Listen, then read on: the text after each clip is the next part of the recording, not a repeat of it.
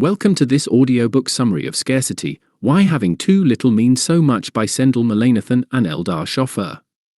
This insightful book explores how scarcity, whether of money, time, or resources, impacts the way we think, make decisions, and ultimately live our lives.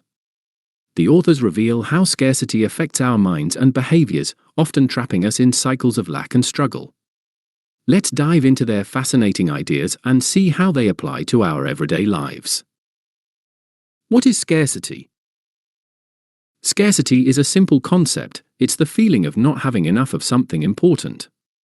This could mean a lack of money, time, or even companionship. When we feel we don't have enough of what we need, it becomes all-consuming. The authors explain that scarcity doesn't just exist in our environment, it also occupies a big part of our minds. Experience scarcity, our minds focus intensely on what we lack, often to the point of ignoring everything else. This leads to what the authors call a scarcity mindset, which can shape how we think, make decisions, and even how we live each day. The scarcity mindset and its effects. Mullainathan and Shafir explain that scarcity can create what they call a tunnel vision effect. Imagine being so focused on one thing that you can't see anything else clearly. When our minds are locked onto what we're missing, we focus intensely on solving the immediate problem, often at the expense of long-term planning and well-being.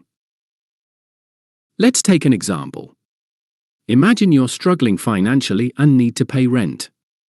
The urgent need to come up with that money might lead you to make risky financial choices, like taking out a payday loan with high interest.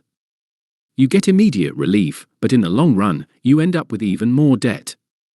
Scarcity makes it hard to think ahead. Instead, we tend to focus on the most pressing issue. The authors point out that this tunneling happens not only with money but also with time. Think of someone who is overworked and constantly busy. They often lack time to relax or spend with loved ones.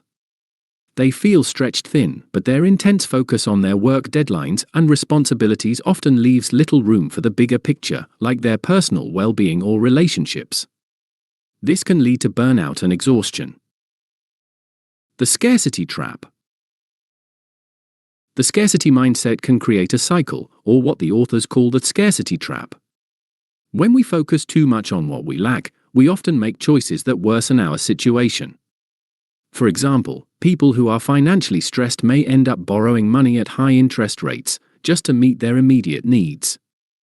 But in the long run, they end up with more debt, which only increases their financial scarcity. Someone with a packed schedule might put off important health checkups or ignore self-care, leading to health problems in the future. The scarcity trap is a cycle where short-term focus creates long-term issues, making it even harder to escape scarcity. How scarcity impacts our thinking. One of the most surprising ideas in the book is that scarcity actually changes the way our brains work. When we're dealing with scarcity, our cognitive capacity is limited. It's as though our minds have only so much mental bandwidth, and scarcity takes up a large part of it. When our minds are occupied by what we lack, it leaves less mental energy for other things, like planning, problem-solving, and self-control. Mullainathan and Shafir use an example to illustrate this.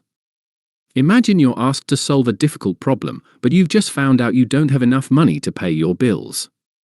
Your mind is so occupied with worry that you might struggle to focus on the problem in front of you. The authors found that scarcity can lower our ability to think clearly and make good decisions. Escaping the scarcity mindset. The authors don't just explain the problem, they also offer solutions to help escape the scarcity trap. One suggestion is to create more slack in our lives, meaning a small cushion that helps prevent scarcity from taking over. Financially, this might mean building an emergency fund, even if it's just a small amount, so that unexpected expenses don't push us into a crisis. With time, it could mean scheduling breaks to avoid burnout. Another approach is to set up rules or defaults to simplify decisions. When our mental bandwidth is limited, simple routines can help us avoid making poor choices. For example, someone struggling with time scarcity could set aside a few minutes each day for relaxation or personal reflection. These small routines provide structure and prevent us from being constantly swept up in our scarcity mindset. Authors also recommend focusing on long-term goals, even in small ways, to help break the cycle of scarcity. When we are mindful of our future needs, it becomes easier to make choices that benefit us in the long run. Closing thoughts: changing our relationship with scarcity.